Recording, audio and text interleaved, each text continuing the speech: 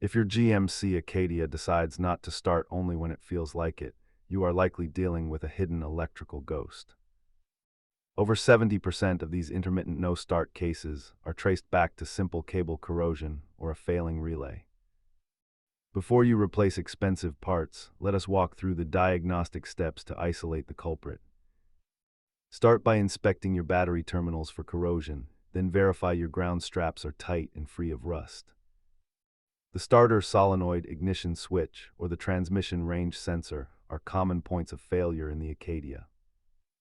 Do not overlook the key fob battery or a dying fuel pump relay, which can mimic a starter problem perfectly. Simple electrical cleaning is a great DIY task, but leave starter, motor, or wiring harness repairs to a pro. As you can see, tackling the small electrical maintenance items first saves you hundreds over a full starter replacement. If the basics fail, perform a voltage drop test on your cables to find hidden resistance or bad connections. Always keep a quality multimeter and a wire brush in your kit to handle these intermittent electrical gremlins yourself. Remember that intermittent issues are almost always caused by loose connections rather than a completely dead component.